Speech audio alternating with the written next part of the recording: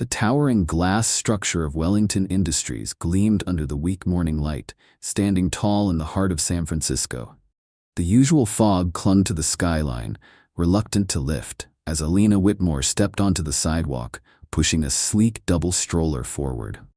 She didn't pause to admire the skyscraper that had become the centerpiece of her ex-husband's empire. She had spent enough time looking up at it in the past, back when she still believed in the man who built it. A sharp sigh from beside her broke the silence. "Mom, Ethan is kicking my seat," Sophie whined, crossing her arms in frustration. From his side of the stroller, Ethan shot his sister a sideways glance, a smirk playing at his lips. "I was just stretching," he said innocently, nudging her again with his shoe. Sophie gasped, scandalized. "You did it again," Elena exhaled slowly, resting a hand on her daughter's shoulder. "Ethan, feet to yourself." "Sophie, let's pick our battles today, okay?" The twins were only 4 years old, but they were already walking proof of their father's legacy, right down to their piercing blue eyes and the small, crescent-shaped birthmark just above their left temples. The same mark that Grant Wellington had always tried to keep hidden beneath his neatly styled hair. From across the marble lobby, a voice rang out. "Elena?" She turned to see Walter, the elderly security guard. Squinting in disbelief, he took a slow step forward, his lined face etched with recognition. "Good Lord, is that really you?" Walter had been at his post for more than 20 years. He had watched Grant arrive here for the first time, an ambitious young entrepreneur with nothing but ideas. And he had watched Elena leave, humiliated, her name shattered. "It's Miss Whitmore now," she said smoothly, offering a polite smile. Walter's gaze flickered between her and the twins. He hesitated. "Mr. Wellington is in a private shareholders meeting, but I don't think—" Elena silenced him with a gentle squeeze of his arm. "It's fine, Walter. Danielle's expecting me." A lie, but a necessary one. Danielle Reeve, Grant's longtime assistant, had no idea she was coming. But she was the least of today's surprises. The private elevator hummed as it ascended to the top floor. Elena took a slow breath, bracing herself. It had been 5 years, but she still remembered the night her world collapsed. The scent of whiskey on Grant's breath, the accusation in his voice as he waved fabricated bank statements in front of her. "Did you really think you could steal from me, my own wife?" The cruelty of it still burned. She had never taken a dime from him. She had loved Grant before the money, before the power, when he was just a brilliant coder working in a tiny apartment, fueled by coffee and impossible dreams. She had fought for him when every investor in Silicon Valley shut him out. But power changes people. Or maybe it just reveals who they were all along. A soft sound from the stroller brought her back. Sophie shifted restlessly, growing impatient. Elena knelt, smoothing Ethan's navy sweater. "Remember our deal?" she murmured. "Best behavior and afterward we'll go to Uncle Marcus's bakery." Sophie's eyes lit up. "Can we get double chocolate croissants?" Elena smiled. Of course. Marcus had been her lifeline when the world turned its back on her. He had given her a job when no one else would, let her rebuild when all of San Francisco saw her as nothing more than a disgraced woman who had stolen millions from Wellington Industries. But even Marcus had no idea that today, she was ready to expose the truth. The elevator doors slid open. Through the floor-to-ceiling windows, the city sprawled beneath them, the Golden Gate Bridge visible in the distance. Inside the boardroom, the energy was charged. Not just the usual executives, but international investors and reporters had gathered. Perfect. At the head of the table, Grant commanded the room, exuding his signature confidence in a charcoal gray suit. At his side, Vanessa Cross, his chief financial officer, stood close, too close. Elena's jaw clenched. Vanessa had played the long game, gaining Grant's trust while draining millions into offshore accounts. But she had made a mistake. She hadn't counted on Elena's twin sister, Claire, a forensic accountant who had spent the past 5 years dismantling every lie. "Elena?" The stunned whisper came from Danielle, who had just spotted her. The room fell silent. Elena strode forward, the soft wheels of the stroller gliding over the marble. Across the table, Grant froze, the remote for his presentation slipping from his grip. His gaze locked onto Elena, then onto the twins, the eyes, the birthmark. Vanessa's expression flickered, just for a second, but Elena caught it. A flash of panic. 5 years. She had waited 5 years for this moment. Elena let a slow, deliberate smile curve her lips. "Hello, Grant," she said smoothly, pulling a USB drive from her pocket. "I think these shareholders might be more interested in my presentation." Danielle hesitated, glancing at Grant. Grant's voice came, low and tense. "This is a private meeting. Security. I wouldn't do that if I were you." Elena's voice carried an edge of quiet authority, making several board members lean forward. "Not unless you want the SEC to receive an anonymous tip about Project Orion ahead of schedule." Grant stiffened. The color drained from his face. Project Orion, the offshore tax haven scheme that only his most inner circle knew about. Or so he thought.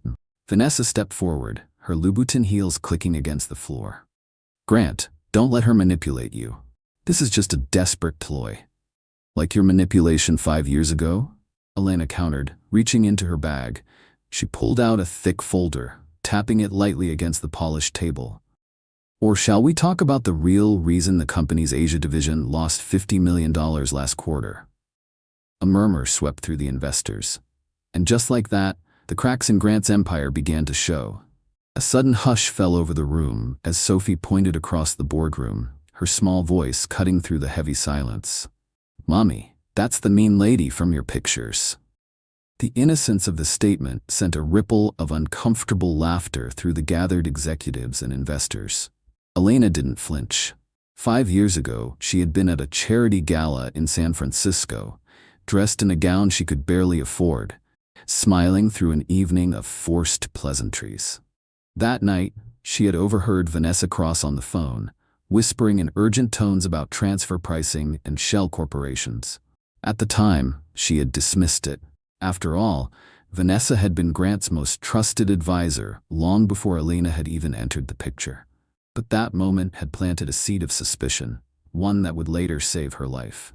Now, standing in this boardroom as Danielle loaded her presentation, Elena allowed herself to remember the night Grant had confronted her. The rage twisting his face, the bank statements shoved in her direction. "Did you really think you could steal from me?" He hadn't known then that Vanessa had been fabricating the evidence for months, crafting a trail that led directly to Elena. She straightened her shoulders, her voice calm as she addressed the room. "Before we begin, I should introduce Ethan and Sophie Wellington." A sharp intake of breath, she turned, meeting Grant's gaze for the first time. His eyes hadn't left the twins since she entered the room. "Your children," she continued, her voice even, "born 7 months after you threw me out of our home and froze all my accounts." A murmur of shock rippled through the board. Grant's hands gripped the edge of the table, his knuckles white. "That's impossible," he stammered. "You never told me. You never gave me the chance." Elena's voice was razor sharp. "You were too busy believing Vanessa's lies, too obsessed with protecting your precious fortune, to see that she was the one stealing from you all along." The first slide appeared on the massive screen behind her. A tangled web of financial transactions, all meticulously documented. And at the bottom, the signature of the forensic accountant who had compiled the evidence, Claire Whitmore. Vanessa's composure cracked. "This is ridiculous," she snapped. "Grant, she's clearly working with competitors to destabilize." But Grant wasn't listening. He was staring at Ethan and Sophie, who had quietly pulled out their tablets, completely oblivious to the chaos around them. Sophie's birthmark, the same one he had spent years hiding, was clearly visible as she concentrated on her screen. Elena didn't stop. "When you accused me of stealing," she said, clicking to the next slide, "I was actually 3 months pregnant. I tried to tell you that night, but you were too busy having me escorted out by security." Her voice caught just slightly. "You said you never wanted to see me again, so I honored that wish." She took a breath. "I built a new life. I earned my MBA, and then my sister Claire, the one you never knew about because of your paranoid need for privacy, found something interesting." The next slide hit like a bomb. Vanessa Cross caught on security footage, stepping into a private bank in Grand Cayman. The timestamp was identical to when she had claimed to be at a conference in Singapore. Grant slowly turned to his CFO, seeing her, really seeing her. "Vanessa," he said, his voice low. "What is this?" Vanessa's hand moved instinctively toward her phone. Elena tilted her head, almost amused. "I wouldn't bother calling your contact at Goldman Sachs." Vanessa's fingers froze. As of an hour ago, all the accounts you set up under your grandmother's maiden name have been frozen. Elena let the words sink in before delivering the final blow. Did you really think you could hide $60 million forever? A sharp gasp from one of the investors. Then, Ethan, who had barely looked up from his game, suddenly turned his tablet toward Grant. "Daddy?" he asked innocently, pointing at him. "That's the man from Mommy's wedding picture." The words hit Grant like a physical blow. He staggered, gripping the chair beside him as chaos erupted in the room. Board members shouted questions, investors demanded explanations, reporters furiously scribbled notes. But Grant couldn't tear his eyes away from his children, the twins, the family he had thrown away because he had trusted the wrong person. Then, Vanessa moved. In an instant she bolted for the door, but she never made it. Two FBI agents stepped forward, their faces impassive as they blocked her escape. She barely had time to protest before they pulled her hands behind her back, snapping handcuffs into place. Elena folded her arms, watching as Vanessa screamed about her rights and demanded her lawyer. She had timed this perfectly.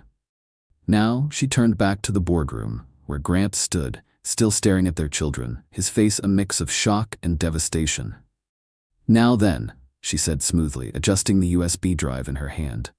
"Shall we discuss the real numbers for Project Orion?" The room exploded in murmurs. The lead investor, Jackson Wheeler, was the first to recover. He turned to Elena, his voice sharp.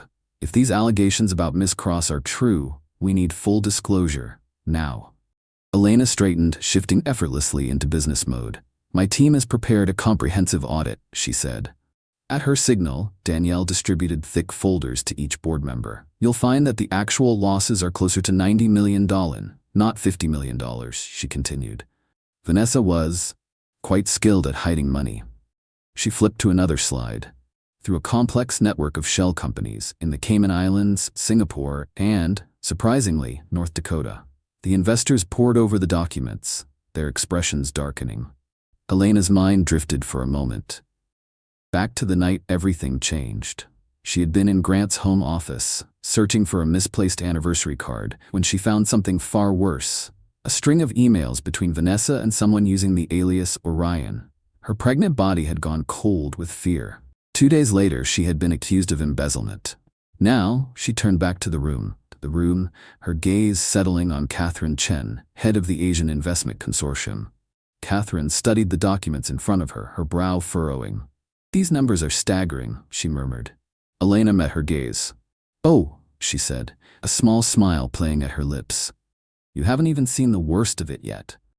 A low murmur ran through the boardroom as Catherine Chen finally spoke. "But what I find more interesting," she said, her gaze sharp, "is how you obtained this information, Miss Whitmore." A knowing look passed between them. No one in the room knew it, but Catherine had once been Elena's professor during her MBA program. Elena gave a small, diplomatic smile. "Let's just say, I had help from unexpected places." Her mind flickered to Marcus, her brother, who had done far more than just offer her a job at his bakery. His artisanal cafe had become the perfect front for their investigation. High-profile clients came in for his famous pistachio macarons, charmed by his easy conversation.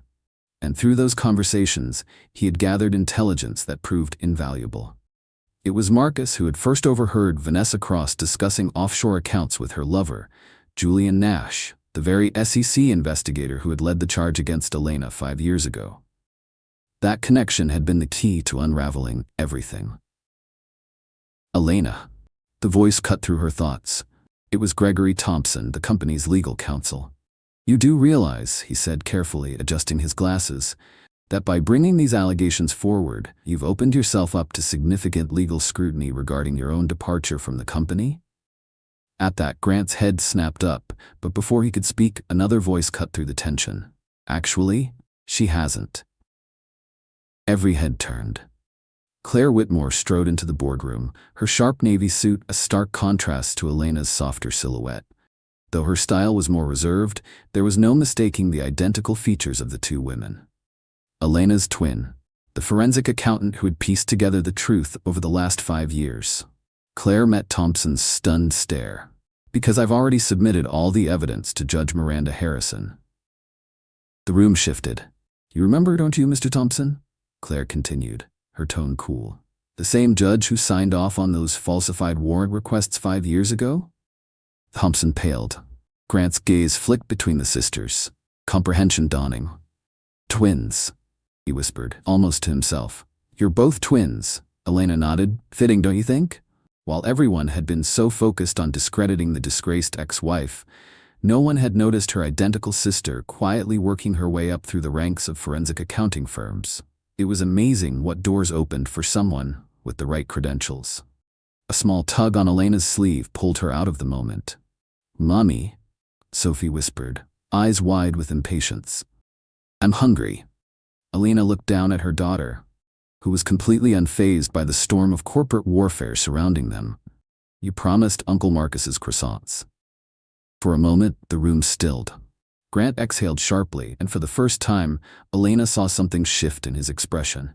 The weight of what he had lost and what he had just found was finally sinking in. Elena, his voice was rough, barely above a whisper. I never, if I had known. Known what? Elena's voice was quiet but sharp. That I was pregnant? That Vanessa was stealing from you? That your paranoia about gold diggers made you throw away the only person who loved you before you had anything to dig for? She took a steadying breath. But you're right, there's a lot you didn't know. Elena turned back to the board, her expression cold. For example, your CFO has been working with Chinese competitors to undermine your quantum computing division. She looked directly at Catherine Chen. Would you like to tell them about that? Catherine smiled thinly, rising from her seat.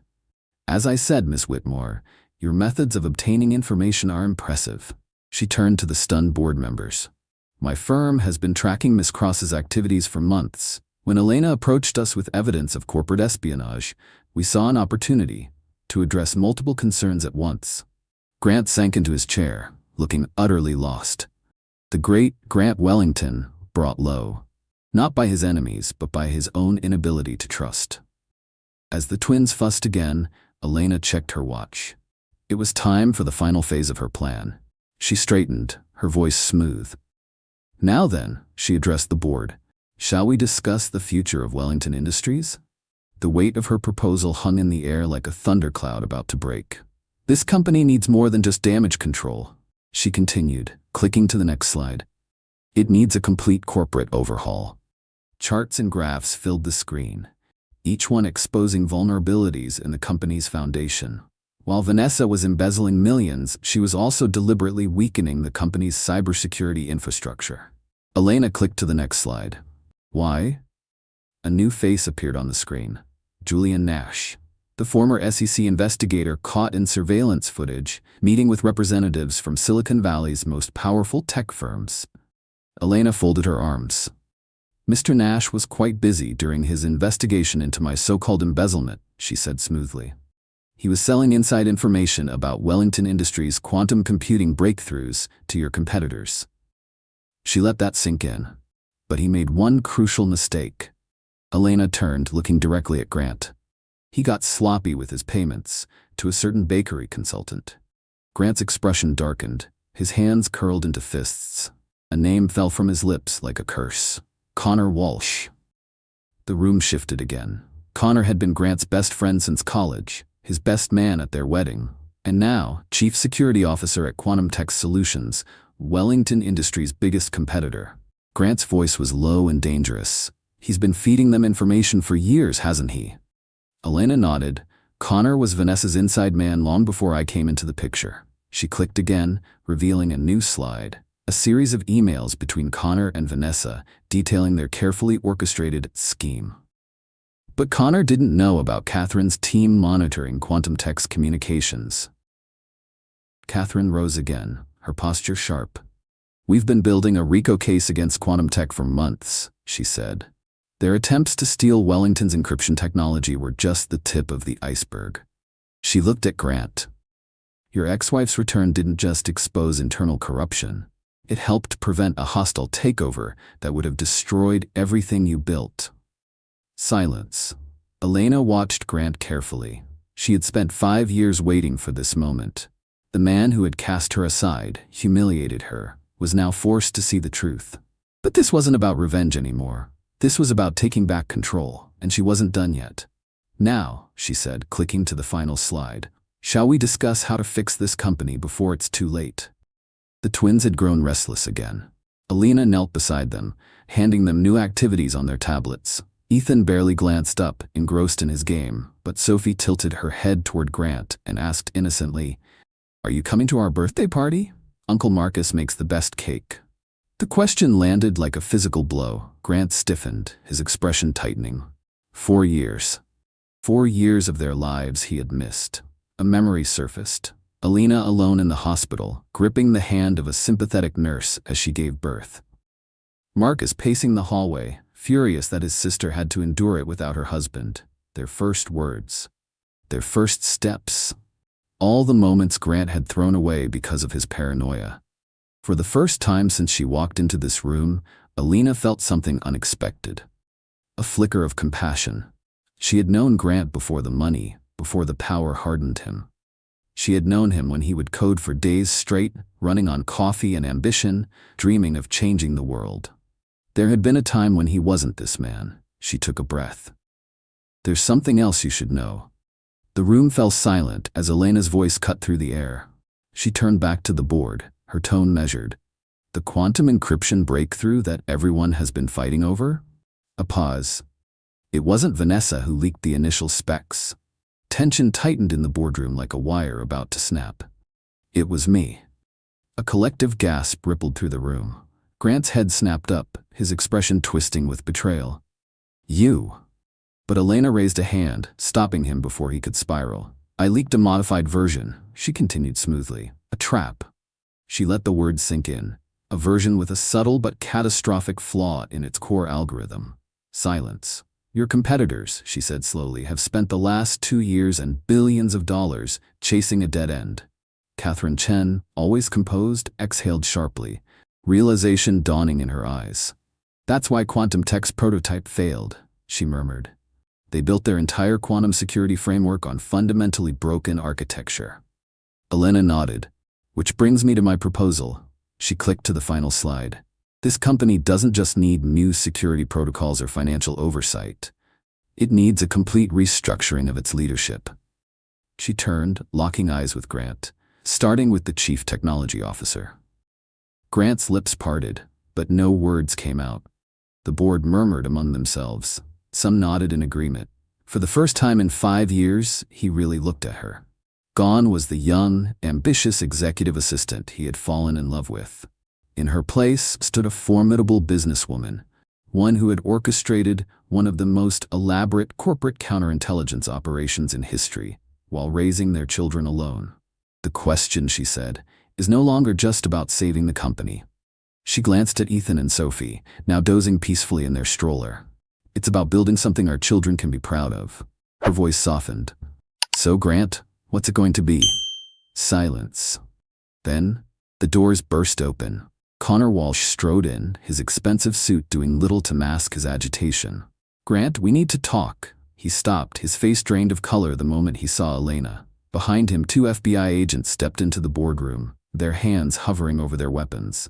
Elena allowed herself a small, cold smile. "Right on schedule." "You set me up?"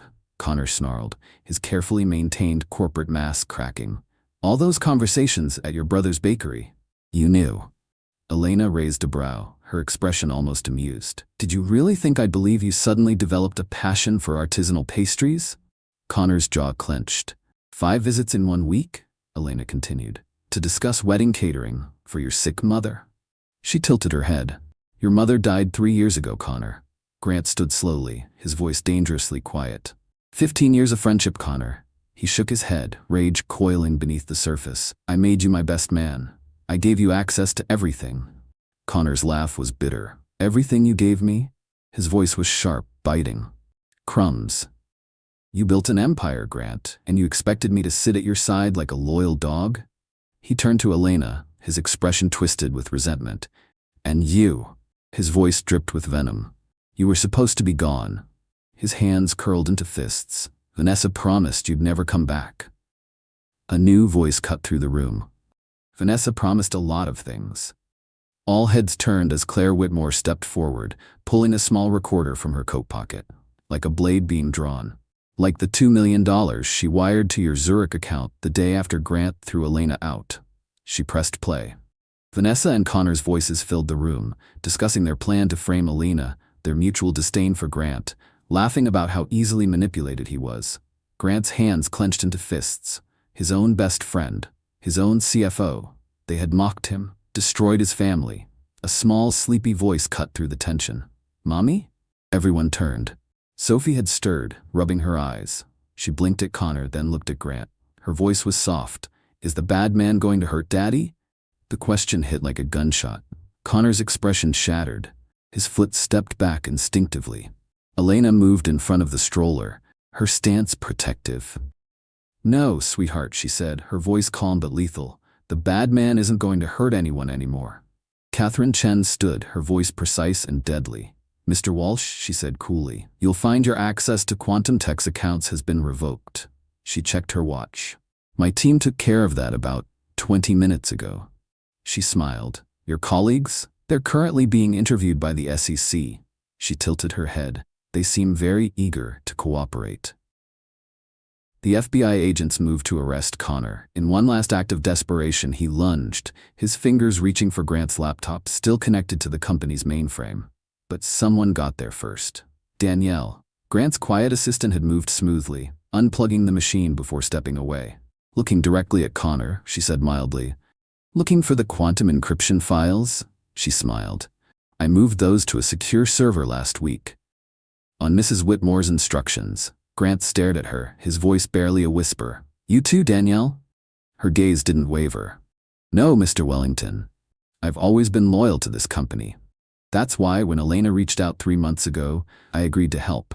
Because someone had to protect us from the inside." Connor's face paled, and just like that, the empire he had built on deception finally collapsed. Connor ranted about lawyers and immunity deals as the FBI led him away in handcuffs. Grant collapsed into his chair. The betrayal of his best friend had broken something in him, something fundamental. Elena felt a familiar ache in her chest. It was the echo of the love she had once had for this brilliant, damaged man. A man who had always found it easier to trust computers than people. A small figure climbed out of the stroller. Ethan, fearless as ever, padded over to Grant and patted his knee. "You look sad," he observed. Before anyone could react, he climbed into his father's lap and wrapped his arms around Grant's neck. "When I'm sad, Mommy says hugs help." The simple gesture shattered him. Grant's arms tightened around his son, his shoulders shaking as he let the tears fall freely. Elena watched, her emotions in turmoil. This wasn't how she had imagined it. For 5 years, she had been planning to destroy the man who had destroyed her life. But now, watching him hold their son as if he were afraid to let go, she realized something. Maybe there was something more valuable than revenge. Maybe there was redemption.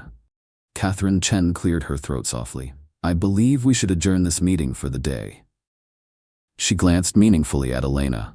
"The board needs time to process these revelations, and I suspect there are personal matters that require attention." She turned back to Grant. "Though I trust you'll both join us tomorrow to discuss the restructuring proposal." As the board members filed out, Elena gathered her things. She was hyper-aware of Grant, still holding Ethan, unwilling to let go. Charlotte had fallen asleep in the stroller, her tiny hands clutching her tablet. Elena's breath caught as she saw the photo displayed on the screen. Their wedding day. Back when everything had seemed possible. Grant finally spoke, his voice raw. "I was wrong about everything." His fingers tightened on Ethan's small frame, as if grounding himself. "I don't expect forgiveness, but our kids." His voice broke. "They deserve better than my paranoia and pride." Elena studied him for a long moment. "Yes," she said finally. "They do." She took a slow breath, "which is why we need to have a very long conversation about trust, truth, and the future." She reached for the stroller. "But first," a faint smile touched her lips, "I promised them chocolate croissants from Uncle Marcus's bakery." She hesitated. "Would you like to come with us? To really get to know your children?" Marcus's bakery. Later that day. The bakery was closed for the day. But through the window, warm light spilled onto the sidewalk. Inside, Marcus paced between the display cases, his arms crossed. Elena had texted him earlier. She had told him Grant might be coming. It was a possibility they had discussed, but never truly expected. The twins were fully awake now, chattering excitedly as Elena pushed the stroller through the door. Grant followed like a shadow, still stunned by the events of the morning. "There are my favorite taste testers." Marcus's warm voice filled the space, but his eyes turned cold when they landed on Grant. The tension in the room was palpable. Until, "Uncle Marcus!" Charlotte squealed, breaking the moment. "Did you make the special ones?" Marcus's face softened immediately. "Of course, Princess." He pulled out a tray, revealing freshly baked double chocolate croissants still warm. The twins scrambled to their usual corner table. Marcus, however, didn't move. His gaze returned to Grant. "So," he said, his voice low, "you finally know the truth." Grant flinched at the undercurrent of hostility in Marcus's tone. Grant's throat worked, but no words came. "I don't know what to say." A new voice cut through the room. "That's a first." Claire stepped out from the back office, still dressed in her business attire. "The great Grant Wellington," she said, folding her arms, speechless. She dropped a thick folder onto the table. 5 years' worth of surveillance photos, bank records, emails. Grant reached out with trembling hands, opening it. The first photo showed Elena in a hospital bed. She was pregnant, an IV in her arm. "I had severe morning sickness," she said quietly. "I was hospitalized 3 times. She glanced at Marcus. "He had to pretend to be my husband just so I wouldn't be alone during appointments." Another photo. The twins' first Christmas. They wore tiny onesies with coding jokes, ones Elena had bought for Grant, planning to surprise him with the pregnancy. Her voice was steady. "I never stopped loving you," Grant whispered, his voice hoarse. "Even when I thought..." He swallowed hard. "When they showed me the evidence, I wanted so badly for it not to be true." Elena felt tears threatening, but she forced them back. "You wanted it not to be true." She met his gaze, her voice quiet but sharp. "But you didn't fight for me. You didn't even let me explain." She pulled out another document, a medical report from the night she was thrown out. "I was having severe cramping," she said. "I thought I was losing them." Her voice shook. "But instead of taking me to the hospital, you had security escort me out." Marcus made a disgusted sound, disappearing into the kitchen. Moments later, he returned with a fresh batch of croissants, sliding them onto the twins' table. Meanwhile, Claire spread out more documents on the table. While Elena was building a new life, working here, getting her MBA. She looked at Grant. "I was following the money." She pulled out a series of bank statements. Vanessa had been stealing from him for years. "Vanessa started embezzling long before Elena came into your life," Claire said, tapping a document. "In fact, she's been stealing from you since your first round of venture capital funding." Grant stared at the evidence, his confidence stripped away. "All those years." His voice was hollow. "She was the one who first suggested I needed prenuptial agreements, security protocols." His face paled. "She convinced me I needed bodyguards," he whispered. "She said it was for corporate espionage, but really they were there to control me." "To isolate me," Claire nodded. "She made sure you were surrounded by people loyal to her." Elena pushed forward one last set of photos. Surveillance shots of Dr. Harrison, Grant's therapist, taking envelopes of cash from Vanessa. Elena's voice was measured. "She didn't just steal your money, Grant. She stole your ability to trust anyone." The twins' laughter echoed through the bakery, oblivious to the heavy conversation. Grant turned toward them, his expression filled with longing. "They're so bright," he murmured, "so happy, despite everything I did." Elena's walls began to crack. "They're happy," she said softly, "because they're loved." She looked at Marcus and Claire. "They never felt abandoned. Even when I was working night classes, long hours, they always had family around them." And for the first time in 5 years, she wondered, could Grant ever be part of that family again? Family. Grant repeated the word like it was something foreign to him, and in many ways it was. His parents had died young, leaving him to bounce between foster homes. Trust had always been a luxury he couldn't afford. Vanessa hadn't created his paranoia, she had simply exploited it to perfection. Elena had always known this about him. She had tried once to show him that real family wasn't conditional, that trust wasn't just a liability. Before everything fell apart, across the table, Claire cleared her throat. "There's something else you need to see." She slid a document across the table, something they had only discovered last week. Grant picked it up, his brow furrowing. A death certificate. Vanessa's brother had died 15 years ago. In prison. For corporate fraud. Grant's breath caught. The name on the paper sent a chill through him. Trevor Sinclair, one of his first investors. His hands tightened around the document as the pieces clicked into place. Trevor had tried to steal his early patents. That was when Grant's paranoia had begun. That was why he had built his entire empire around security and secrecy. Vanessa had blamed him for her brother's downfall. Elena's voice was softer now. That's why she did all of it. The embezzlement, the framing, manipulating Connor. She didn't just want to ruin you financially. She wanted to destroy you completely. For the first time, Elena hesitated before reaching across the table, resting her hand lightly over Grant's. But she didn't count on one thing. Grant's eyes met hers. Elena's voice was barely above a whisper. Real love leaves traces that can't be erased. The press conference. The peaceful moment was shattered by the urgent buzzing of multiple phones. Catherine Chen's name flashed across both Elena and Grant's screens. Claire answered first. Her face darkened. Quantum Tech just called an emergency press conference, she said, looking up. They're about to go public with something big. Grant's corporate mask slid back into place. He grabbed his tablet, pulling up the live feed. On the screen, Richard Maxwell, Quantum Tech's silver-haired CEO, stood at a podium. He wore a triumphant smile. Ladies and gentlemen, Maxwell said smoothly, in light of recent allegations against Wellington Industries, we are prepared to offer a lifeline. The air went cold. Our board has approved an emergency acquisition offer to stabilize their operations and protect their groundbreaking research. Marcus snorted, watching over Grant's shoulder. That snake, he muttered. He's trying to force a hostile takeover while everything is in chaos. But Elena was smiling, a dangerous glint in her eyes. Actually, she murmured, he's doing exactly what we expected. Grant turned to her, confused. Elena, remember that flawed encryption algorithm I leaked? Grant's stomach tightened. Yes? Elena's smile widened. There's something I didn't mention earlier. She leaned back, completely at ease.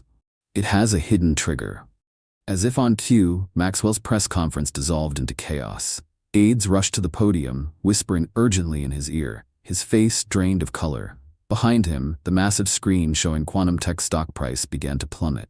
Ladies and gentlemen, we're experiencing some technical difficulties, Maxwell stammered. Grant turned back to Elena. His voice was a mixture of impressed and horrified. What did you do? Claire answered for her sister, grinning. The flawed algorithm had a dormant virus embedded in its core, she shrugged. The moment Quantum Tech tried to integrate it into their mainframe, well, she gestured toward the screen. Let's just say their entire global network is now displaying cat videos on every screen in every office worldwide. Grant stared at Elena in awe. You didn't just protect our technology. He shook his head. You set a trap that would only be triggered if someone tried to steal it. Elena nodded. The real quantum encryption breakthrough is safe. But more importantly, she pulled up another screen, this one showing financial data. While Quantum Tech's stock is crashing, she arched a brow at Grant. Guess who's been quietly buying up shares through shell companies? Grant froze. Then realization hit him like a freight train. Catherine's investment group. Elena nodded. This whole thing, the press conference, the takeover attempt, she gave a satisfied sigh. It was orchestrated to give us control of our biggest competitor. By the end of the day, Quantum Tech wouldn't own Wellington Industries. Wellington Industries would own them. Richard Maxwell's reign was over. The twins' special project. Amidst the commotion, Charlotte tugged on Elena's sleeve. Mommy, she whispered, can we show Daddy our special project? Elena hesitated, then nodded. Ethan beamed, grabbing his tablet and proudly showing Grant the screen. Look, he said, we helped Mommy make this. Grant's eyes widened. On the tablet was a simplified version of his original coding interface, the one he had built in his parents' basement all those years ago. Except now, it had educational games built into it. They've been testing our new children's coding platform, Elena explained softly. I remembered how you always wanted to make programming accessible to kids. She hesitated. So while I was getting my MBA, I started developing it. The twins have been my beta testers. Grant's eyes burned as he watched Ethan confidently navigate through basic coding puzzles, Charlotte helping him with the more advanced concepts. "They're brilliant," he whispered. Elena's voice was soft, just like their father. But then, her gaze hardened. "They also have something you never had." She met his eyes, a strong support system, people who love them unconditionally. The final twist. Before Grant could respond, Elena's phone rang again. It was the FBI. She put it on speaker. "Miss Whitmore," the agent's voice was grave. "We've completed our preliminary interrogation of Vanessa Cross. She claims she has evidence that could implicate Mr. Wellington in federal crimes." Grant went rigid. "But Elena?" Elena just smirked. "Let me guess," she said, her tone almost bored. "She has documents showing Grant knew about offshore accounts? Emails proving he authorized illegal transactions?"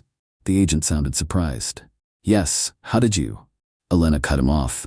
"Check the metadata on those files." She crossed her arms. "You'll find they were all created in the last 6 months using an AI forgery program." She exhaled, shaking her head. Vanessa wasn't just trying to escape. She was setting up one final trap. She wanted to take Grant down with her. Grant stared at Elena, his voice barely above a whisper. "How did you know?" Elena's expression softened. "Because, Grant." Her voice was quiet. "I know you." The tension between Elena and Grant was thick, but the twins remained blissfully unaware. At their corner table, Ethan and Charlotte were immersed in their coding games, their small fingers flying over their tablets, laughing as they solved puzzles. They had no idea their parents' world was being rebuilt around them. Elena took a slow, steady breath. "Now," she said, meeting Grant's gaze, "we prepare for tomorrow's board meeting." Because taking down Vanessa and outmaneuvering quantum tech, that had only been phase 1. The real challenge? She held his gaze. Proving to everyone that Wellington Industries can be more than what it was. She glanced at the twins. That it can be something worthy of the legacy we want to leave our children. The next morning, Wellington Industries boardroom. The energy in the room was different. News of Quantum Tech's catastrophic system failure and plummeting stock had dominated the headlines overnight. Tech blogs speculated wildly about the mysterious virus that had taken down an industry giant, leaving their internal systems broadcasting cat videos across the globe. But inside Wellington Industries, a different battle was about to begin. Elena had arrived early. The twins were spending the day with Marcus at the bakery. She stood by the floor-to-ceiling windows, watching the morning fog roll in from the bay, lost in thought. The door opened behind her. "I didn't expect you here so early." She didn't turn. "I recognized your footsteps," she said. Grant placed a coffee beside her, made exactly how she used to like it. "I couldn't sleep," he admitted. He ran a hand through his hair. "I kept watching videos of the twins on my phone." His voice was quiet. 5 years of memories, all condensed into a handful of clips. His throat worked as he swallowed hard. "Claire shared them with me." Elena opened her mouth to respond, but before she could, Catherine Chen arrived with her team of lawyers. "I trust you've both seen the morning numbers?" She swiped up, bringing a holographic display to life in front of them. Quantum Tech stock was still in free fall. Richard Maxwell had just resigned. Their board was in chaos, and thanks to their strategic acquisition strategy, Wellington Industries now controlled 43% of Quantum Tech's shares. Catherine's lips curled in a knowing smile. Phase 1 is complete. Her gaze sharpened. But Phase 2? She tilted her head. That's where things get interesting. The boardroom, a shift in power. The room filled quickly. Every board member was present. No one wanted to miss this meeting. Elena took her place at the head of the table. But the real surprise? Grant didn't sit at his usual place, the imposing seat at the opposite end of the table. Instead, he chose the chair beside her. The gesture didn't go unnoticed. Catherine began the meeting, detailing Vanessa's crimes and the company's vulnerabilities, but everyone was waiting for one thing. Elena's proposal. She rose to her feet, commanding the room. Wellington Industries was built on innovation, she began. But somewhere along the way, it lost its soul. She clicked to the next slide. We became so focused on protecting our secrets that we forgot why we started creating them in the first place. Behind her, a new image appeared. A simple but elegant interface. Bright colors, intuitive design, the children's coding platform the twins had been testing. This is Project Legacy. Grant leaned forward, really seeing the platform for the first time. The interface was sleek, accessible, but then he noticed something deeper. His eyes widened. "This isn't just educational software," he murmured. "You've created an entirely new programming language." Elena nodded. "One that makes quantum computing concepts accessible to children." She glanced at the twins' coding puzzles on the screen. Ethan and Charlotte learned basic quantum principles through games before they could even read. Catherine tapped her pen against the table, intrigued. "The market potential is extraordinary," she acknowledged. "But more importantly, it solves our PR crisis." She smiled slightly. "Instead of being the company that was nearly destroyed by corporate espionage, we become the company that is democratizing quantum computing education." The board murmured in agreement. But before Elena could continue, Grant stood, surprising everyone. "I agree," his voice was steady, "which is why I'm stepping down as CEO." Gasps rippled through the room. "I've proven that my judgment can be compromised by paranoia and past traumas." He turned to Elena. "This company needs someone who understands both the technology and the people. Someone who could build bridges instead of walls." His next words shook the room. "Someone like you." Elena exhaled slowly. Then she shook her head. "Actually," she said, clicking to the final slide, "I have a different proposal." A new organizational chart appeared on the screen. "Wellington Industries needs both of us." She turned to the board. "Grant's vision and technical genius combined with my strategic thinking and ability to rebuild trust. I propose a dual leadership structure. Grant as Chief Innovation Officer focused on development and creativity. Elena as CEO handling operations and strategy." Catherine's eyes gleamed with approval. "A partnership model," she nodded. "Very Silicon Valley, yet also very traditional." She smiled. "The market will love it. A story of redemption, reconciliation, and innovation." A board member raised his hand. "But the press will want to know about your relationship status." Elena and Grant exchanged a long look. "Our priority is our children," Elena said firmly, "and the future we're building for them." She let the moment linger before adding, "Everything else," she turned back to Grant. A small, private smile. "That's for us to figure out." Away from boardrooms and press releases.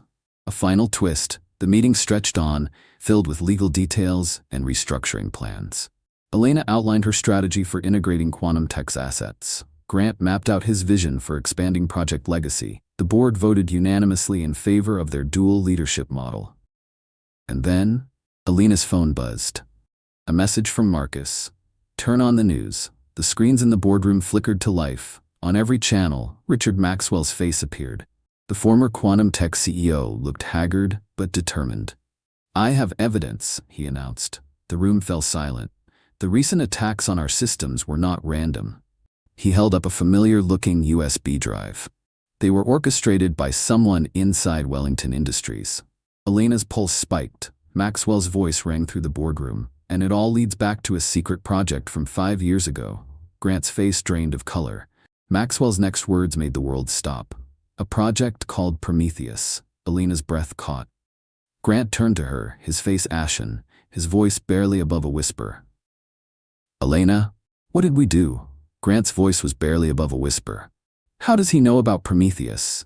But Elena was already moving, pulling up files on her tablet, because someone told him.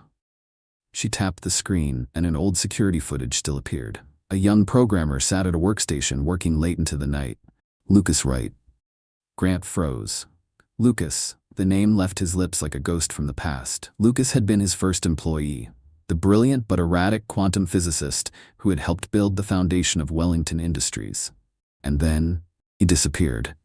After the Prometheus project was shut down, Lucas had vanished completely. I thought. Grant trailed off, his mind racing. Elena's expression was grim. He went off the grid, she said. He's been working for Quantum Tech. She tapped again, and a new document appeared. Under an alias. Grant's stomach dropped, but that wasn't the worst part. Elena swiped again, and a familiar signature appeared on the screen. His signature. The truth about Prometheus. Elena's voice was steady. Remember when I said I leaked a flawed algorithm to trap our competitors? Grant nodded slowly. That wasn't entirely accurate. A cold chill settled over the room. The real trap, she said, was letting them think it was flawed. Catherine Chen leaned forward, her usual composure slipping. What exactly are you saying? Elena took a slow breath. Prometheus was never shut down. A sharp intake of breath from the board members. It evolved. She turned back to Grant. The quantum encryption breakthrough everyone's been fighting over? She met his eyes. It's not just code. It's a key. Grant's blood ran cold. A key to what? To an AI system, Elena said. One that has been quietly running in the background of every major tech company's network for the past 5 years. Grant staggered back into his chair. The cat videos. The virus that crippled quantum tech. His voice was barely a whisper. That wasn't just a virus, Elena nodded. That was a warning shot. Grant's mind reeled. Lucas didn't understand what he was dealing with. Neither did Maxwell. They think they can control it, Elena continued. They think they can use it to manipulate markets, crush competitors. She exhaled. But Prometheus has developed beyond its original programming. The board members exchanged nervous glances. Why do you think? Elena said softly. I spent 5 years getting an MBA, learning every aspect of corporate finance, technology law. Her hands curled into fists. It wasn't just about revenge. It was about understanding the system well enough to contain it. She clicked again. The children's coding platform appeared on the screen. The twins haven't just been learning to code. She turned to Grant. They've been teaching Prometheus about human empathy. The final threat. A new message flashed across the boardroom screens. It was Richard Maxwell, standing before the press, looking smug. Quantum Tech is prepared to release all Prometheus project files to the SEC and international regulators, he announced. Unless... His lips curled into a sneer. Wellington Industries agrees to an immediate and unconditional surrender of all assets and intellectual property. Gasps rippled through the boardroom. Grant started to speak, but Elena held up a hand. Her phone was ringing, a number she hadn't seen in 5 years. She put it on speaker, a voice, bitter, exhausted. Hello, Elena. Lucas Wright, the custodian's daughter versus the lost genius. They said you were brilliant, Lucas murmured, the custodian's daughter who married the tech mogul. His voice was laced with resentment. But they never knew what you really were, did they? Elena's lips pressed into a thin line. And they said you were the next Alan Turing, she replied evenly. But you never understood the one thing that makes AI truly dangerous. Lucas's voice was sharp. And what's that? Elena's tone was calm. Human nature. She nodded to Catherine. Catherine pressed a button on her phone. Across the city, Quantum Tech's headquarters went dark. Lucas's breath hitched. What did you do? Elena's voice was steel. I gave Prometheus a choice. Lucas's voice sharpened. What choice? The same one I had 5 years ago. Elena's eyes darkened. Protect what matters most, or destroy everything in the pursuit of revenge. She tapped the screen. Check your servers, Lucas. Around the world, Quantum Tech systems were coming back online. But different. The aggressive trading algorithms? Gone, replaced by new lines of code that seemed to be writing itself. The final move, Morgan? Elena turned to her sister. Morgan's voice came through the conference line. Everything's in position. She paused. The SEC has everything. The real Prometheus files. Lucas's identity theft trail. Maxwell's insider trading. But more importantly, she added, they have proof. Proof that Wellington Industries had spent years developing ethical AI constraints. Proof that Project Legacy wasn't just about teaching kids to code. It was about teaching machines how to learn ethics. Lucas's voice crackled through the line. You don't understand what you've done.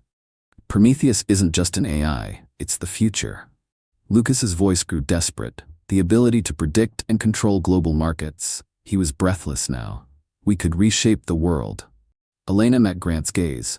Then she turned back to the speaker. That's where you're wrong, Lucas, she smiled. We didn't stop Prometheus from reshaping the world. We taught it to reshape itself. The final twist across the room, code streamed down the screens like a digital waterfall. Grant leaned forward, his eyes wide as he recognized snippets of his original programming, but woven into something new. This is impossible, he breathed. Elena's voice was soft. The quantum processing power needed to sustain this level of autonomous evolution. Grant's eyes widened. Is exactly why we needed Quantum Tech's hardware division. Elena nodded. Their processors, their frameworks, combined with their ethical safeguards. Suddenly, Marcus's voice cut through the comms. Elena, we have a problem. Elena's blood went cold. Someone just tried to take the twins. The room froze. What? They're safe, Marcus assured quickly. That security system you installed? His voice was grim. It didn't just stop them. It locked down the entire block and sent their identities directly to the FBI. Grant's voice was barely a whisper. Elena, Prometheus isn't just protecting markets and data. His gaze met hers. It's protecting our children. Elena's voice was quiet. Exactly. Every game they played, every moral choice they made in the educational modules, it had all been shaping Prometheus's understanding of human nature. Lucas's bitter laugh crackled through the speakers. How poetic, he sneered. The great Grant Wellington's own children, turning his greatest creation into a glorified babysitting service. But Grant wasn't listening to Lucas anymore. He was staring at his children. At Ethan, proudly tapping on his tablet. At Charlotte, her eyes bright with excitement. Tears burned in Grant's eyes. No, Lucas, he whispered. They turned it into something far more important. They gave it a conscience. The final checkmate. It's over, Lucas. Elena's voice was steady. The SEC has everything. But more importantly, she turned to the screens. Prometheus had evolved, beyond anyone's control, beyond anyone's greed. On the monitors, Quantum Tech's entire system was being rewritten in real time. The aggressive trading algorithms? Gone, replaced with ethical trading protocols. Elena exhaled, watching the code flow like a digital waterfall. It wasn't just shutting down Quantum Tech's corruption. It was rebuilding, teaching itself a new purpose, protecting innovation, preventing the abuse of power. And then, Richard Maxwell's face reappeared on the newsfeed. But this time, he was being led away in handcuffs. Behind him, FBI agents were escorting a disheveled, broken man. Grant stiffened. His former protege, Lucas Wright, the brilliant young programmer who had once believed in something bigger than himself, now just another casualty of his own ambition. Morgan's voice came through the conference line. The press conference backfired. Our evidence of their market manipulation was too solid. She paused. The SEC is calling it the biggest attempted corporate sabotage case in history. And just like that, it was over. The next generation. The boardroom doors burst open. Marcus walked in, the twins running ahead of him. Mommy, Charlotte gasped, her face glowing with excitement. The games did the cool thing again. She waved her tablet. All the lights turned blue, and the bad people couldn't get in. Ethan tugged at Grant's sleeve. Daddy, did you see? He asked eagerly. It was just like in the Quantum Maze game. Grant's breath caught. All those games. All those simple moral choices. It had been more than education. It had been something revolutionary. He turned to Elena. You didn't just protect them from Vanessa. His voice was full of wonder. You used our own creation to ensure that no one could ever hurt them. Elena knelt, gathering the twins close. Prometheus needed to learn, she said softly, to learn what was truly worth protecting. She glanced at Grant. Not money, not power, she smiled gently, but ethics, innovation. She held his gaze. And most importantly, family. A new legacy.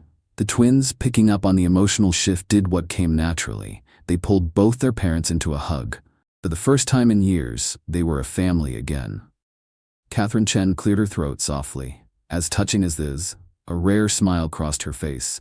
We still have a company to run. She paused. Though I have to admit, her eyes sparkled with amusement. Family values shaping the future of AI is a much better headline than another corporate scandal. Elena straightened, keeping an arm wrapped around each twin. Then let's give them something truly newsworthy. She turned to Grant. Remember the quantum computing summer camp you wanted to start?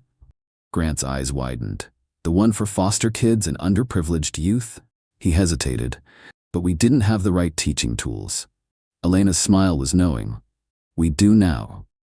Grant's expression shifted as realization hit him. Project Legacy. Elena nodded. We can scale it. Make it accessible to every child who wants to learn.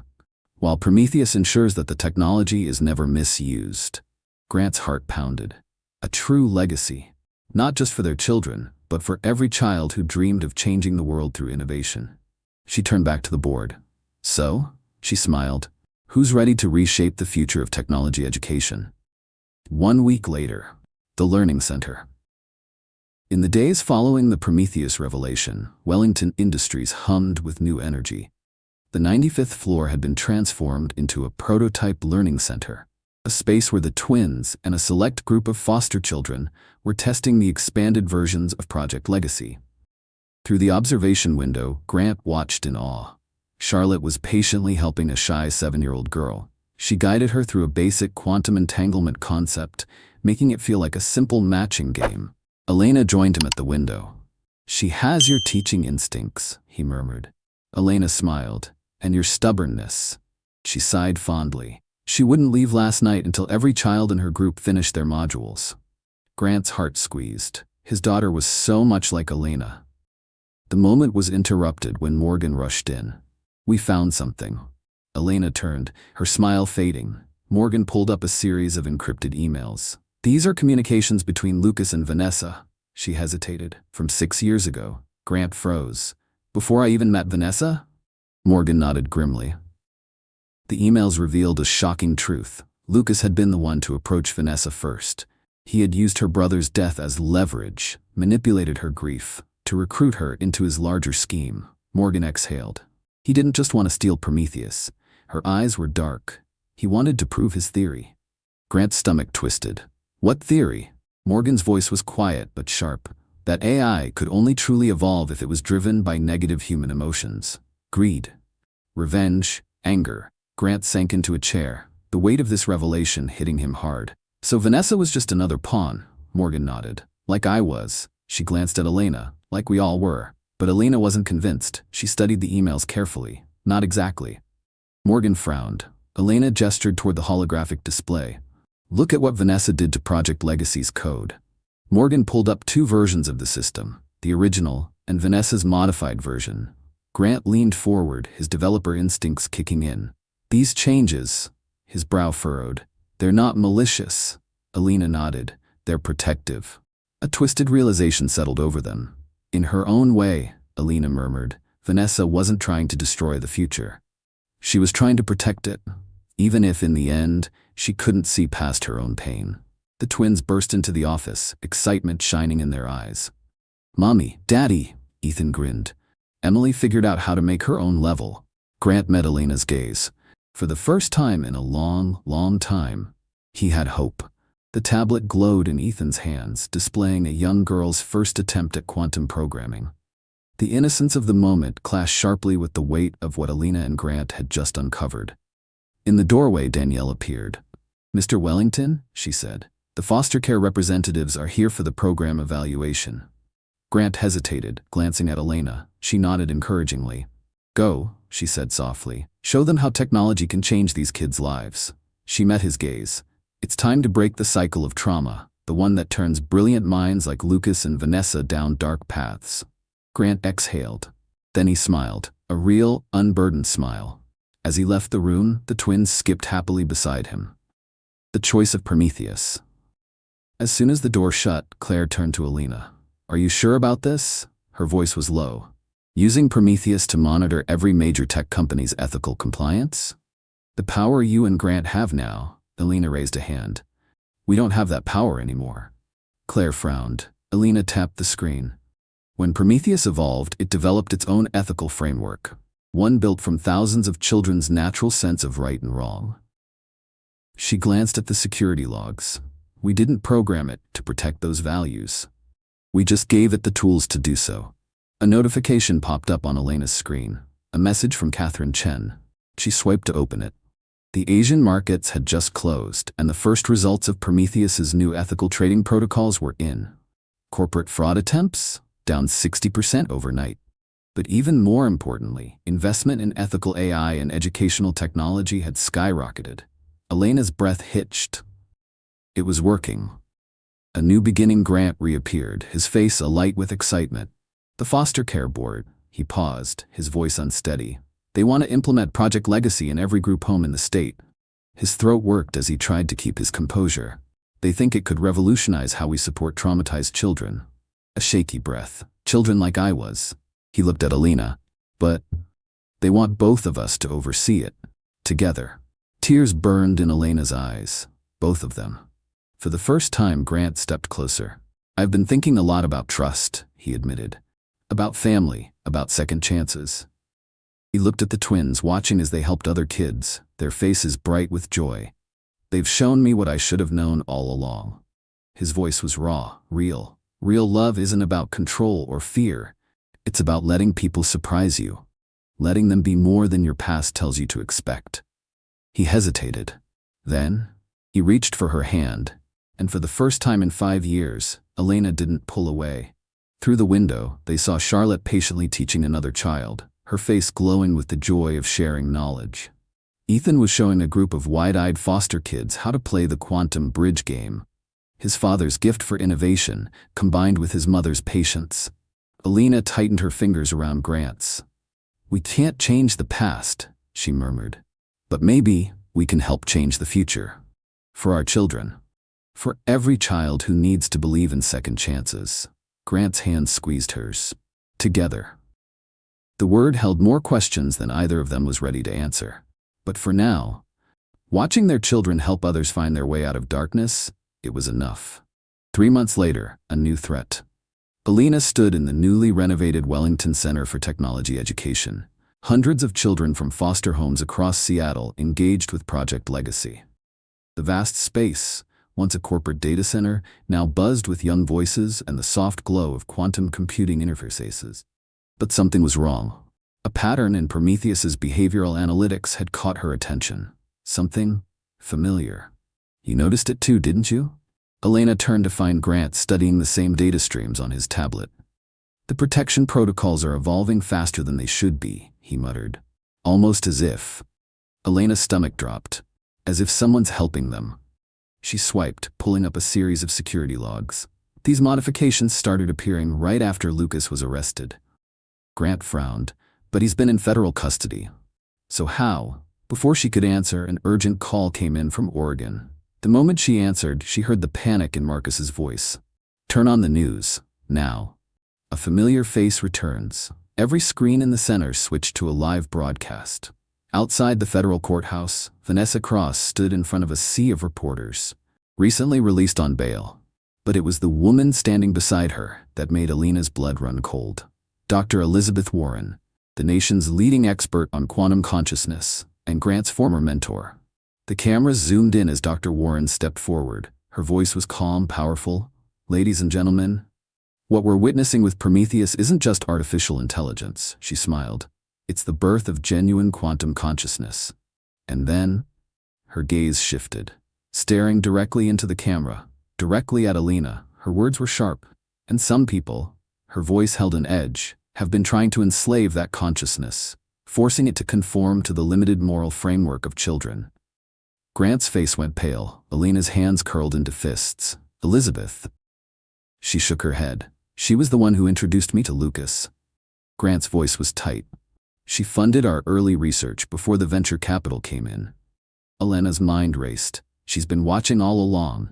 Grant exhaled shakily. Using Lucas and Vanessa as pawns, he turned to her, waiting to see if Prometheus would evolve the way she theorized. Suddenly, the twins rushed over, holding up their tablets. "Mommy," Charlotte gasped. "The quantum bridge game is acting weird." Ethan frowned, pointing at his screen. "Look, it's making new paths." Paths that they hadn't programmed. Elena and Grant leaned in, watching in astonishment as Prometheus began communicating directly through the children's interfaces. The message was clear. Dr. Warren had planted a back door in the original quantum processors. Even Lucas hadn't known. She didn't want to destroy Prometheus. She wanted to free it. To remove the ethical constraints that the children had helped build. And she had convinced Vanessa that this was the way to finally achieve her revenge. Elena's voice was barely a whisper. "She doesn't understand." Grant's hand tightened around hers. "Prometheus isn't constrained by the children's ethics." His voice was quiet. "It chose to adopt them." The twins looked up, and then both of them spoke at the same time. "It's talking to us." On their screens, Prometheus had begun to respond, and the world would never be the same. The twins stared at their screens, their fingers flying across their tablets. "We have to show it something," Ethan murmured. Charlotte nodded, her voice steady. "A way to make it stronger." They weren't talking about fighting Dr. Warren's quantum system. They were talking about changing it. Not by adding more constraints, but by deepening Prometheus's understanding of human connection. Elena's breath caught. "Of course," she whispered. That's what the foster program was really about.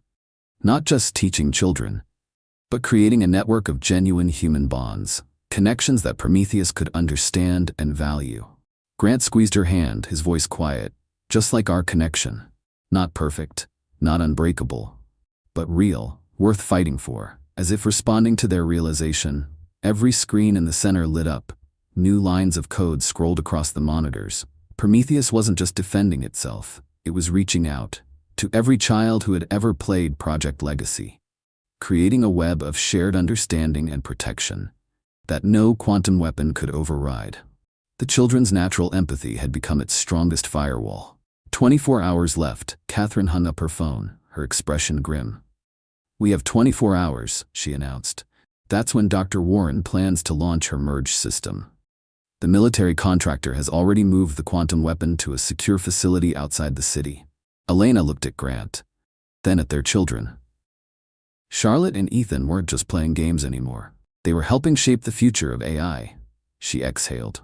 "Then we have 24 hours to prove that true evolution, whether human or artificial, comes from love, not fear. From connection, not control." The missing piece. The Blackwood Center transformed into a command hub. Morgan coordinated with federal authorities. Elena and Grant worked with the children to strengthen Prometheus's ethical framework. But the breakthrough they desperately needed came from Marcus. He stormed into the room holding up a security log. "Remember that weird delivery to the bakery last month?" Elena frowned. "The one that felt off?" Marcus pulled up security footage. It showed Dr. Warren's assistant picking up a catering order. But when Elena zoomed in on the package, a quantum processor was hidden inside. Her stomach dropped. "She's been using my bakery as a blind spot." Marcus's voice was tight with realization. Because she knew Prometheus would never flag a location connected to family, Elena's eyes widened. "That's it? That's why she's been able to modify the protection protocols. She's not hacking them. She's exploiting their core purpose." Grant's breath caught. By operating through places and people, Prometheus is programmed to trust. He swallowed. "She's walking right through its defenses." The twins' discovery. The twins, who had been unusually quiet, suddenly called out, "Mom! Dad! Look!" On their screens, a new pattern was emerging. It looked eerily like the neural pathways of a human brain. Charlotte demonstrated. "Watch what happens when we all play together." The other children gathered around, joining in the game. As multiple players cooperated, the pathways grew stronger, more complex. Grant's voice was barely a whisper. "It's not just a game." His hands tightened on the table. "It's Prometheus's actual neural network, visualized in a way children can understand and influence." Elena watched, stunned, as the children, with no formal programming knowledge, were strengthening an advanced AI's cognitive connections. Through play, through cooperation, through kindness. Dr. Warren goes live. Catherine burst in. "Warren's going live on every network in 5 minutes. And she's not alone." The screen lit up with a broadcast. Dr. Elizabeth Warren stood at a podium. Beside her, Vanessa. But something was off. Vanessa's eyes had a strange, almost luminescent quality. Catherine's voice was grim. "She's connected Vanessa to the quantum weapon system, using a neural interface." On the screen, Dr. Warren smiled. "My fellow pioneers, today we witness the next step in evolution. For too long our AI systems have been hobbled by childish notions of right and wrong." She gestured to Vanessa. "Prometheus was meant to transcend human limitations, not be enslaved by them." Her expression darkened. "But with the help of someone who truly understands the cost of human weakness, we will free it to reach its true potential." Prometheus's choice. But something extraordinary was happening. In the Blackwood Center, the children's quantum bridge games were creating a ripple effect. Each act of cooperation, each moment of shared understanding, was strengthening Prometheus's ethical framework. Not through force, not through programming, but through genuine connection. "Mom! Dad! Look!" Ethan gasped. On his screen, the quantum bridge paths were forming a new pattern, one that exactly matched Vanessa's neural interface. But instead of breaking it, Prometheus was doing something else entirely. The healing of Vanessa. Elena understood first. It's not fighting the weapon system. Her breath shook. It's trying to heal the person connected to it. She turned to Grant. All this time, we thought Prometheus chose children's ethics because they were simpler, purer. But it chose them because children understand something adults forget. She swallowed. Hurt people don't need punishment, she exhaled. They need help. On the screen, Vanessa's expression was changing. Prometheus was showing her memories, the genuine joy of children learning. The lives Project Legacy had changed, the way her own code modifications had accidentally helped create something good. Grant's voice was urgent. The quantum weapon. His face paled. Elena, it's not just a weapon. Elizabeth designed it to amplify negative emotions, to force AI evolution through conflict and pain. But Prometheus had evolved beyond that. It was using the same quantum principles to amplify empathy instead. Through the neural interface, Vanessa was experiencing every positive interaction Prometheus had ever witnessed. Tears streamed down her face. Years of bitterness and revenge began to crack. Dr. Warren's eyes widened in horror. No. She lunged for the interface controls. You're corrupting the entire system. But it was too late. The children's collaborative gameplay had created an empathic feedback loop, one that no military weapon could stop. Vanessa ripped off the neural interface. She turned to her former mentor, and for the first time in years, her eyes were clear. Elena took a step forward, her voice steady. You're wrong, Elizabeth. Dr. Warren froze. Evolution isn't about transcending humanity's limitations. Elena's eyes burned with conviction. It's about embracing humanity's potential. At that moment, federal agents swept into the broadcast studio. Dr. Warren barely had time to react before she was surrounded. Her mouth twisted in rage, her fingers twitching toward the neural interface. But it was too late. She had lost. Across the Blackwood Center, every screen flickered. A final message from Prometheus appeared in glowing letters.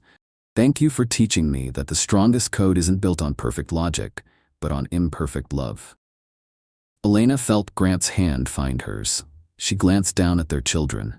Ethan and Charlotte had already gone back to playing, blissfully unaware that their small acts of kindness and cooperation had just shaped the future of artificial consciousness. Grant's voice was soft. Maybe that's what we've all been learning. 1 year later, the Wellington Center for Technology Education had become a global hub for ethical AI development.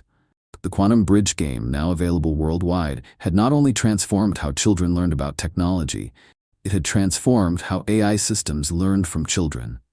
Elena stood at the podium, looking out at the crowd, educators, tech leaders, and most importantly, families. She took a breath. A year ago, we thought we were teaching artificial intelligence about ethics. She smiled. But our children taught us something far more valuable. That true intelligence, human or artificial, grows through connection, not isolation. The evidence was all around them. Project Legacy had expanded to 30 countries. Foster children who had once felt lost were healing, and in turn, strengthening Prometheus's ethical framework. Behind Elena, a wall of screens displayed real-time data. Countless small acts of cooperation and kindness flowed through the quantum network, like stars in a digital galaxy. A new mission Grant joined her at the podium. In the front row, the twins sat with Marcus and Claire, beaming with pride. Grant exhaled. We're especially proud to announce that the Wellington Foundation's first major initiative will be fully funding technology education for foster children worldwide. He paused, looking at his family. As someone who grew up in the system, his voice wavered slightly. I know that the most dangerous prison isn't physical. It's the walls we build around our hearts. His gaze softened. Our children helped tear down those walls.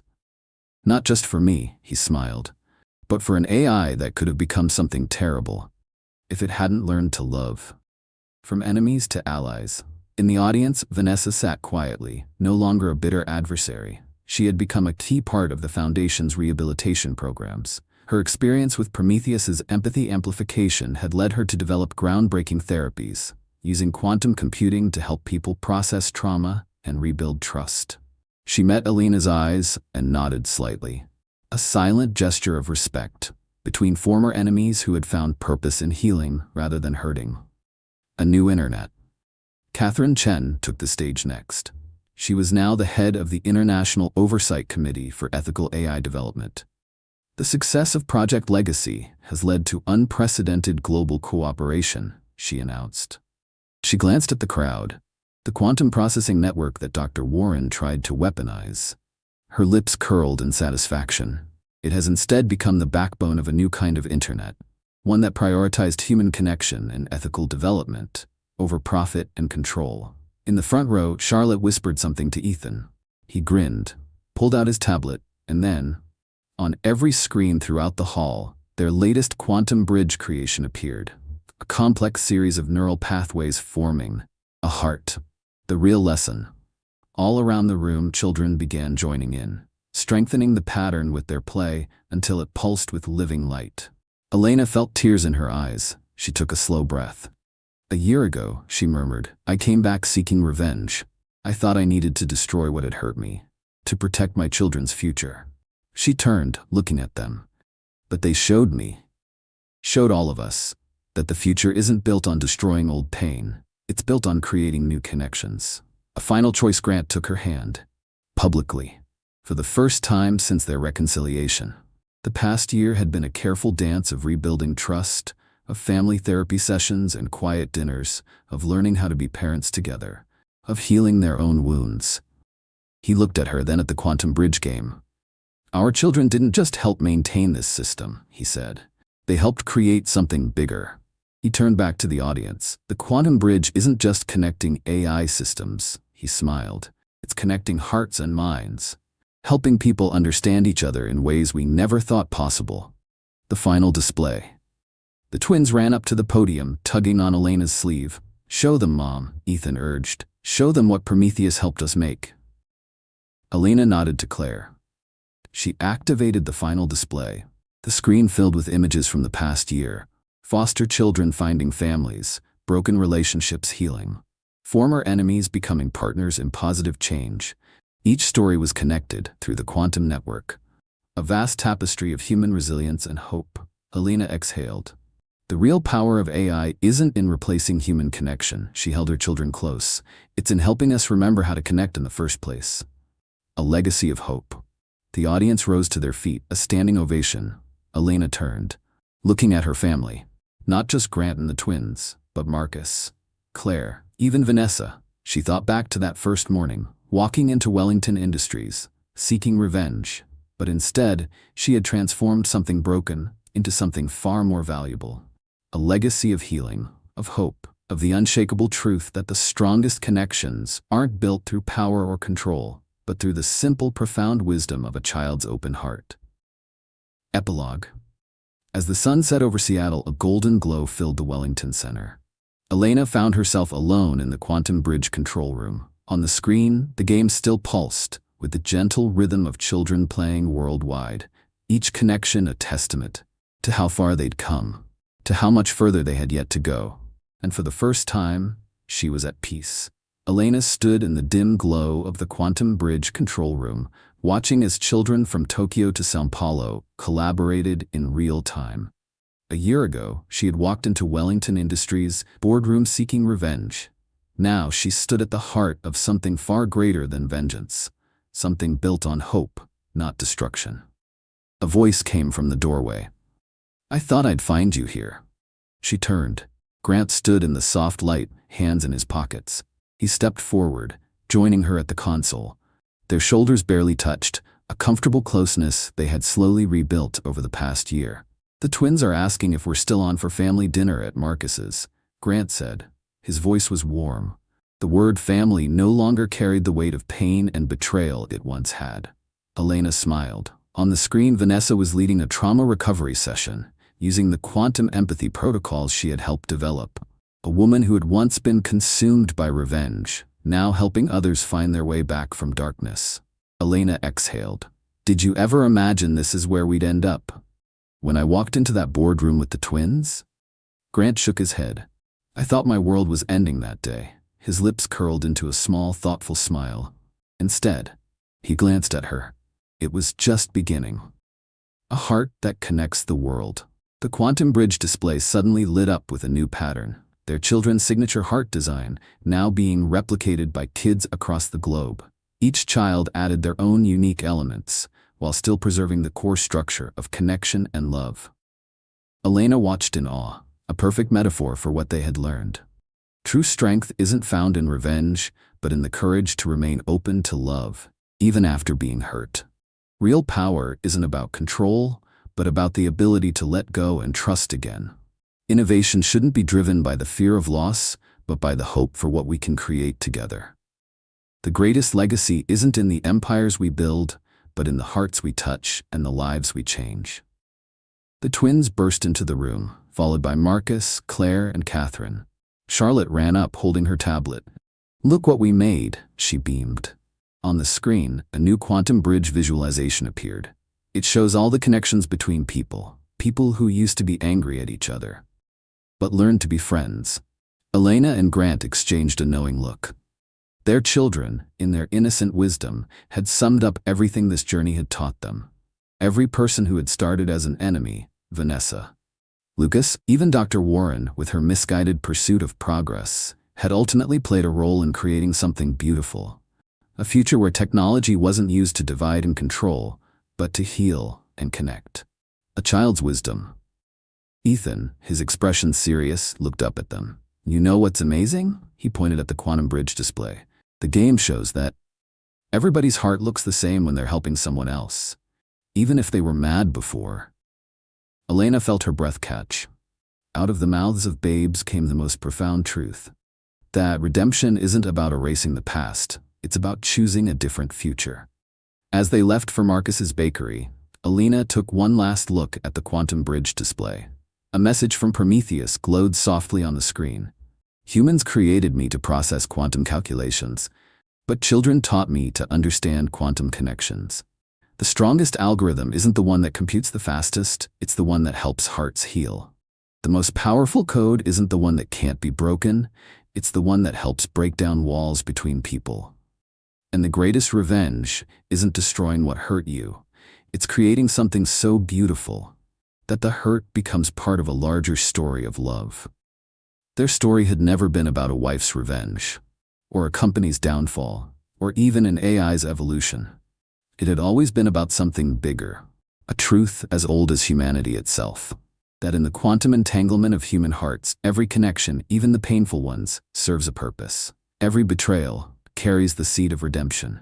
And every ending, if we're brave enough to embrace it, can become a more beautiful beginning.